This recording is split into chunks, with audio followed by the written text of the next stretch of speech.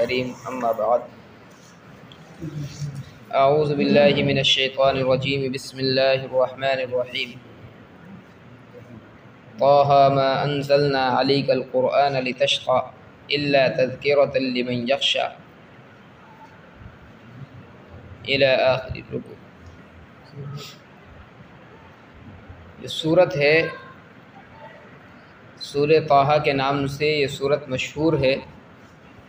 इस सूरत का एक दूसरा नाम है सूरह कलीम। गैर मारूफ अगरचे नाम है, लेकिन दो नाम इस सूरत के किताबों में मज़कूर है। सूरह ताहा कुरान करीम में भी लिखा हुआ होता है और सूरह कलीम इस सूरत का नाम है। वो इस मुनासबत से नाम इसका रखा गया कि कलीमुल्लाह हज़रत मूसा अलैहिस्सलातु वस्सलाम का मुफस्सल वाक़या इस सूरत के अंदर नक़ल किया गया है, तो इसी की मुनासबत से इसका दूसरा नाम सूरह कलीम रखा गया है। ये जो सूरत है अपने मानी और मतालिब के एतबार से बड़ी ही जामे सूरत है। रिवायत में आता है कि अल्लाह तबारक व तआला ने ज़मीन व आसमान के पैदा करने से 2000 साल पहले फ़रिश्तों को ये सूरत और सूरह यासीन, ये दोनों सूरतें अल्लाह रब्बुल इज़्ज़त ने आसमान व ज़मीन की पैदाइश से 2000 साल पहले फ़रिश्तों को तिलावत करके सुनाई। तो फ़रिश्तों ने बड़ा अशश इन दोनों सूरतों पर किया और फ़रिश्ते कहने लगे कि क्या ही मुअज़्ज़ज़ और इज़्ज़त वाली होगी वो उम्मत जिस उम्मत पर ये दोनों सूरतें नाज़िल की जाएंगी। तो इससे पता चलता है कि सूरह ताहा और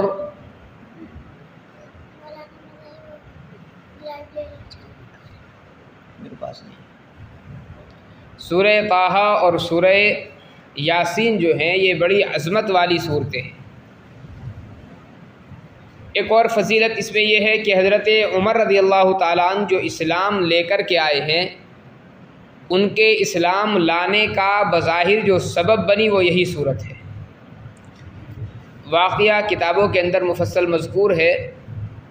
हज़रत उमर रज़ियल्लाहु ताला अन्हु एक मरतबा घर से निकले गुस्से की हालत में, तलवार हाथ में लिए हुए थे और गुस्से की हालत में चले जा रहे थे। रास्ते में हज़रत नुआइम रज़ियल्लाहु ताला अन्हु से मुलाकात हुई। हज़रत नुआइम ने मालूम किया उमर कहाँ जा रहे हो। हज़रत उमर रज़ियल्लाहु ताला ने फरमाया कि आज मैं उस आदमी का काम तमाम करने जा रहा हूँ जिसने कबीले के अंदर तफ़रीक़ा फैला दिया, अपनी कौम के अंदर एक दूसरे को दुश्मन बना दिया है। लिहाजा मैं आज उसका काम तमाम कर दूँगा ताकि ये सारे जो इख्तिलाफ़ात हैं हमारी कौम के अंदर ये ख़त्म हो जाए। हज़रत नुआइम रज़ियल्लाहु ताला ने फरमाया उमर तुम क्या समझते हो, क्या वो किसी छोटे ख़ानदान के हैं कि तुम उनको कत्ल कर दो और ख़ामोशी से तुम्हारा काम हो जाएगा बस और कबीले वाले ख़ामोश रह जाएंगे। हज़रत नुआइम ने फरमाया कि देखो मोहम्मद अरबी सल्लल्लाहु अलैहि वसल्लम का जो ख़ानदान है वो छोटा ख़ानदान नहीं है कि तुम उनको कत्ल कर दो और वो तुमसे बदला न लें। तुम उनको कत्ल करोगे यकीनन बदले में वो तुम्हें कत्ल करेंगे और इस तरीके से ये कत्ल का सिलसिला चल जाएगा। हज़रत उमर रज़ियल्लाहु ताला अन्हु से फिर हज़रत नुआइम ने फरमाया कि मोहम्मद अरबी सल्लल्लाहु अलैहि वसल्लम की ख़बर तो बाद में जा कर के लेना, ज़रा अपने घर की तो ख़बर लो कि अपने बहन और बहनोई की जा कर के ख़बर लो, वो ख़ुद मोहम्मद अरबी सल्लल्लाहु अलैहि वसल्लम पर ईमान ला चुके हैं। हज़रत उमर रज़ियल्लाहु ताला अन्हु आका सल्लल्लाहु अलैहि वसल्लम की खिदमत में तो नहीं पहुँचे और वहीं से अपनी बहन के घर का रुख कर लिया। जाकर के दरवाज़ा खटखटाया। हज़रत खब्बाब बिन अरत रज़ियल्लाहु ताला अन्हु उस वक्त जो है उनकी बहन और बहनोई को कुरान करीम सिखला रहे थे। जब दरवाज़ा खटखटाया और आवाज़ लगाई, मालूम हो गया कि हज़रत उमर रज़ियल्लाहु ताला अन्हु दरवाज़े पर हैं, तो बहन ने जल्दी से हज़रत खब्बाब बिन अरत रज़ियल्लाहु ताला अन्हु को घर के एक कोने में छुपा दिया। दरवाज़ा खोला। अब चूँकि कुरान करीम के पढ़ने की आवाज़ हज़रत उमर रज़ियल्लाहु ताला अन्हु के कानों में पहुँच चुकी थी। मालूम किया तुम क्या पढ़ रहे थे। बहन और बहनोई ने बात टालने की गरज से कहा कि कुछ नहीं, लेकिन चूँकि हज़रत उमर सुन चुके थे कुरान करीम को, इसलिए हज़रत उमर ने कहा कि सीधा सीधा बतलाओ तुम पढ़ क्या रहे थे, और फिर ख़ुद ही बात का इजहार कर दिया कि मैंने ये सुना है कि तुम दोनों मोहम्मद अरबी सल्लल्लाहु अलैहि वसल्लम पर ईमान ला चुके हो। बहन ने इजहार किया कि हाँ मैं मोहम्मद अरबी सल्लल्लाहु अलैहि वसल्लम पर ईमान ला चुकी हूँ। और हम कुरान करीम की तिलावत कर रहे थे। हज़रत उमर रज़ियल्लाहु ताला ने फरमाया कि अच्छा मुझे दिखलाओ कहाँ है तुम्हारा कुरान जो तुम तिलावत कर रही थी। बहन ने कहा कि नहीं, मैं तुम्हारे सामने कुरान करीम को नहीं ला सकती, इसलिए कि मुझे ख़तरा ये है कि अगर मैंने तुम्हारे सामने वो सहीफ़ा कर दिया, वो सफ़ात या वो कागज़ात जिन चीज़ों पर भी सूरत लिखी हुई होगी उस वक्त में, वो तुम्हारे सामने कर दिया तो तुम उसकी बेअदबी करोगे।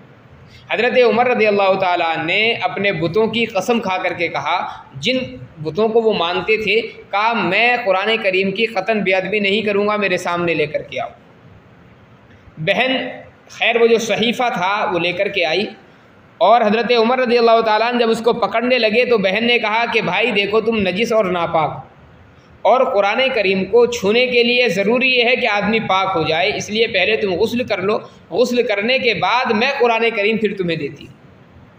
हज़रत उमर रज़ियल्लाहु ताला ने गुस्ल किया। गुस्ल के बाद में कुरान करीम का जो सहीफ़ा था वो लिया और फिर बहन से और बहनों से कहा कि अच्छा मुझे पढ़ कर के सुनाओ। उस वक्त में बहन ने सूरह ताहा तिलावत की। हज़रत उमर रज़ियल्लाहु ताला अन्हु चुके खुद अरबी हैं तो अरबी ज़बान से बखूबी वाकिफ़ थे। हज़रत उमर रज़ियल्लाहु ताला ने जब सूरत सुनी तो फरमाने लगे कि ये तो बड़ी अच्छे वाज़ो नसीहत की किताब मालूम होती है, और पढ़ कर के सुनाओ। बहरहाल ये गुफ्तगू हो रही थी बहन की, बहनोई की और हज़रत उमर रज़ियल्लाहु ताला अन्हु की। इब्तिदान हज़रत उमर ने बहन को मारा भी है जब वो सहीफ़ा नहीं दिखला रही थी, लेकिन बहरहाल बाद में बहनोई की पिटाई की, बहन की पिटाई की, और जब कुछ नर्म हो गए और हज़रत उमर रज़ियल्लाहु ताला ने जब तारीफ़ी कलिमात कहे, कहा यह कुरान तो बड़ा अच्छा है और इसके जो मज़ामीन है वो बड़े वाज़ो नसीहत वाले हैं, तो हज़रत खब्बाब बिन अरत रज़ियल्लाहु ताला अन्हु जो एक कोने में छुपे हुए थे वो इतनी बात सुन करके घर में वो बाहर तशरीफ़ ले आए। और हज़रत खब्बाब बिन अरत रज़ियल्लाहु ताला ने हज़रत उमर रज़ियल्लाहु ताला ने से फ़रमाया कि मालूम होता है नबी अलैहिस्सलातु वस्सलाम की दुआ आज तुम्हारे हक़ में कबूल हो गई। अब हज़रत उमर फ़ौरन चौंके, मालूम किया कि मोहम्मद अरबी सल्लल्लाहु अलैहि वसल्लम की ऐसी कौन सी दुआ है जो मेरे हक़ में कबूल हो गई। हज़रत खब्बाब बिन अरत रज़ियल्लाहु ताला ने फरमाया कि मैंने आज ही नबी अलैहिस्सलातु वस्सलाम से सुना था कि आका अलैहिस्सलातु वस्सलाम दुआ फरमा रहे थे कि अल्लाह इस्लाम की मदद और नुसरत फरमा, और इसके बाद में नबी अलैहिस्सलातु वस्सलाम ने दो लोगों का नाम लिया, एक अबू जहल का हकम उसका नाम है और दूसरा तुम्हारा नाम लिया था कि इन दोनों में से किसी एक को इस्लाम के अंदर दाखिल फरमाकर इस्लाम की मदद और नुसरत फरमा। और उमर मुझे मालूम ये होता है कि अल्लाह तबारक व तआला ने तुम्हारे हक़ में मोहम्मद अरबी सल्लल्लाहु अलैहि वसल्लम की दुआ को कबूल कर लिया है। हज़रत उमर रज़ियल्लाहु ताला ने बहरहाल इब्तिदाई जो रुकू है सूरह ताहा का वो सुना और हज़रत खब्बाब बिन अरत रज़ियल्लाहु ताला से फिर फरमाया कि मुझे आका सल्लल्लाहु अलैहि वसल्लम की खिदमत में ले चलो। नबी अलैहिस्सलातु वस्सलाम की खिदमत में हज़रत खब्बाब बिन अरत रज़ियल्लाहु ताला हज़रत उमर को लेकर के आए। हज़रत उमर रज़ियल्लाहु ताला की चूँकि दुश्मनी नबी अलैहिस्सलातु वस्सलाम से बड़ी मशहूर मारूफ थी, सब जानते थे कि जिस तरीके से दीगर कुफ़ार मक्का आका सल्लल्लाहु अलैहि वसल्लम के दुश्मन हैं, उनमें सर फहरिस्त जो है हज़रत उमर रज़ियल्लाहु ताला भी। हज़रत उमर रज़ियल्लाहु ताला को जब आते हुए देखा, हाथ में तलवार है, तो चंद सहाबाए किराम थे उस वक्त ज़रा खौफ महसूस हुआ सहाबाए किराम, और डर लगा कि कहीं ऐसा ना हो कि कुछ अनहोनी हो जाए। नबी अलैहिस्सलातु वस्सलाम के सामने वो तशरीफ़ लाए। हज़रत अबू बकर सिद्दीक़ रज़ियल्लाहु ताला अन्हु जो थे बड़े पुरसुकून थे और ईमान की जामियत जो थी हज़रत अबू बकर सिद्दीक़ रज़ियल्लाहु ताला अन्हु के अंदर वो चूँकि कमाल दर्जा को पहुँची हुई थी। हज़रत अबू बकर सिद्दीक़ रज़ियल्लाहु ताला अन्हु घबराए नहीं हैं हज़रत उमर को देख करके। जब सहाबाए किराम घबराए तो हज़रत अबू बकर सिद्दीक़ रज़ियल्लाहु ताला ने फरमाया घबराना काहे का, आने दो, अगर अच्छी नीयत से आए हैं तो बहुत अच्छी बात है, और अगर किसी बुरी नीयत से और बुरे इरादे से आए हैं तो उन्हीं की गर्दन होगी और उन्हीं की तलवार होगी इंशाअल्लाह। बहरहाल हज़रत उमर रज़ियल्लाहु ताला आका सल्लल्लाहु अलैहि वसल्लम की खिदमत में हाजिर हुए। अब ज़ाहिर है चूँकि नबी अलैहिस्सलातु वस्सलाम तो पहले पहचान चुके हैं कि किस इरादे से आ रहे हैं। हज़रत उमर रज़ियल्लाहु ताला ने फ़ौरन आकर के तलवार आपके कदमों में डाली और आका सल्लल्लाहु अलैहि वसल्लम से फरमाया अल्लाह के रसूल मुझे कलीमा पढ़ा दीजिए। तो हज़रत उमर रज़ियल्लाहु ताला के इस्लाम कबूल करने का जो सबब बनी है वो ये सूरत बनी है। इसकी इब्तिदाई जो आयात थी वो सुनी है हज़रत उमर रज़ियल्लाहु ताला ने। उसके बाद में इस्लाम जो है हज़रत उमर रज़ियल्लाहु ताला के दिल के अंदर घर कर गया था।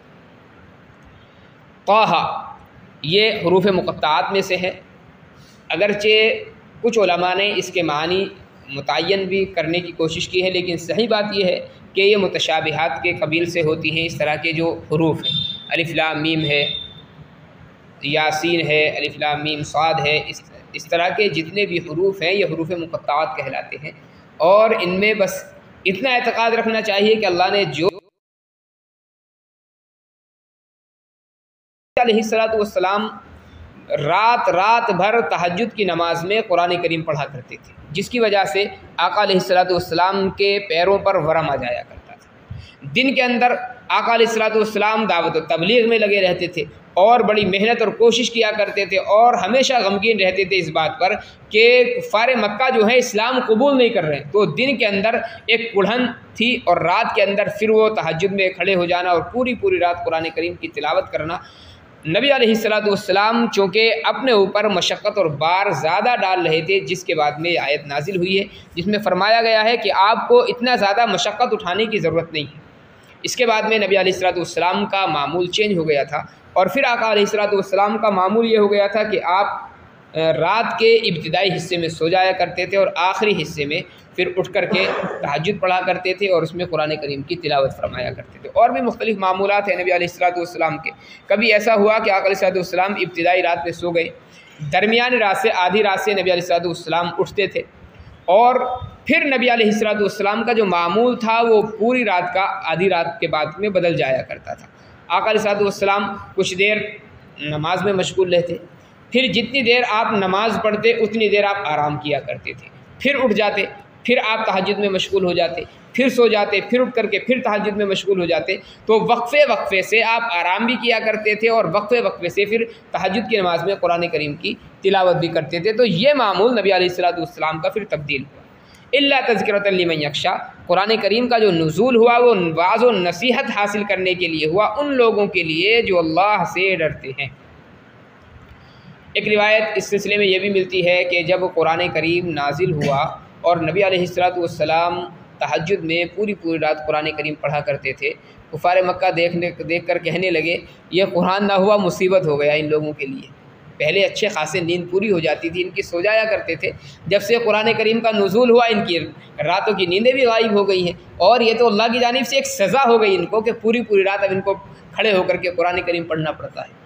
तो उसके जवाब में अगला जो हिस्सा है आयत का वो नाजिल हुआ इल्ला तज़किरतन लिमन यख्शा, कि कुरान करीम जो है ये अल्लाह से डरने वालों के लिए वाज़ व नसीहत है। और ये कुफ़ार मक्का चूँकि डरते ही नहीं है इसलिए इनको इसकी अहमियत का अंदाज़ा नहीं। तंज़ीलन मिम्मन खलक़ल अर्ज़ वस्समावातिल उला, ये नाजिल करदा है उस ज़ात की जानिब से जिसने ज़मीन को और बुलंद आसमानों को पैदा फरमाया है। अर्रहमान अलल अर्श इस्तवा, रहमान अल्लाह तबारक व तआला अर्श पर मुस्तवी है, अर्श पर कायम है। कैसे कायम है इसकी कैफियत को कोई नहीं जानता। अल्लाह की शान के मुताबिक जो भी इस्तिवा हो, जो भी अर्श पर अल्लाह की शान के मुताबिक बैठना हो, कायम रहना हो, उस तरीके से हम इसको कयास नहीं कर सकते अपने ऊपर कि जैसे हम किसी ऊंची बुलंद मकाम पर या तख्त पर बैठे हों अल्लाह भी ऐसा बैठा है। नहीं, बिल्कुल जायज़ नहीं इस तरीके से एतक़ाद। इतना एतक़ाद लाजिम है कि अल्लाह अर्श पर मुस्तवी है, अर्श पर कायम है।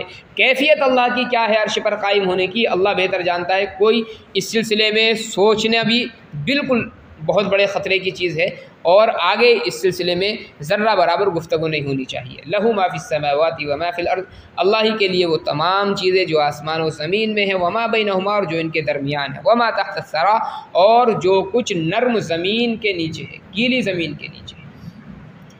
ये ज़मीन की कुछ पैमाइश तो वो है जो इंसान जो है उससे वाकिफ़ हो सकता है और इंसान पहचान सकता है कि मिट्टी के अंदर क्या है, लेकिन कुछ गहराई के बाद में अल्लाह तबारक व तआला ने कुछ परत इस अंदाज़ की रखी है ज़मीन की कि कोई इंसान उससे वाक़फ़ियत हासिल नहीं कर सकता। कुछ सालों पहले साइंस वालों ने बड़ी कोशिशें की इस सिलसिले में कि हम ज़मीन के नीचे पता लगाएं कि है क्या चीज़, और उन लोगों ने बड़े साइंसी आलात इसके लिए लगाए। मौरख़ीन ने लिखा है कि जब साइंस वालों ने तहक़ीक़ की है तो तकरीबन 6 मील के फ़ासले तक तो उन लोगों के जो आलात थे उन्होंने काम किया और ज़मीन की खुदाई होती रही, लेकिन उसके बाद में पत्थर की कोई ऐसी परत ज़मीन के अंदर थी कि उसके बाद में तमाम आलात उनके टूट जाते थे और उसके नीचे वो काम नहीं करते थे। तो अल्लाह तबारक व तआला ही जानता है उसके नीचे क्या क्या चीज़ें मख्फ़ी हैं। व इन तजहर बिलक़ौलि फ़इन्नहु यअलमु सिर्र व अख़फ़ा, और अगर आप ज़ोर से बात करें तो अल्लाह खूब जानता है राज की बातों को और पोशीदा बातों को। यानी ज़ोर से कोई आदमी गुफ्तगू करे, कुरान करीम ज़ोर से पढ़े तब भी अल्लाह सुनता है, और आहिस्ता कोई गुफ्तगू करता है, आहिस्ता कुरान करीम की तिलावत करता है, अल्लाह को आहिस्ता पुकारता है, तब भी अल्लाह खूब सुनता है।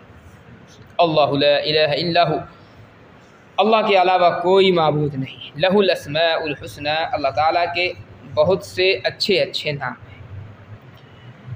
यहाँ तक जो है नबी अलैहिस्सलातु वस्सलाम के लिए कुछ तसल्ली के अल्फाज थे और कुछ वहदानियत की आयात थी। इसके बाद में अल्लाह तबारक व तआला ने हज़रत मूसा अलैहिस्सलातु वस्सलाम का तफसीली वाक़या फिर ज़िक्र किया है। अल्लाह तबारक व तआला अमल की तौफ़ीक़ इनायत फरमाए। सुब्हानल्लाहि व बिहम्दिही, सुब्हानकल्लाहुम्मा व बिहम्दिका व नशहदु अन ला इलाहा इल्ला अंता नस्तगफिरुका व नतूबु इलैक। सुब्हान रब्बिका रब्बिल इज़्ज़ति अम्मा यसिफून, व सलामुन अलल मुरसलीन।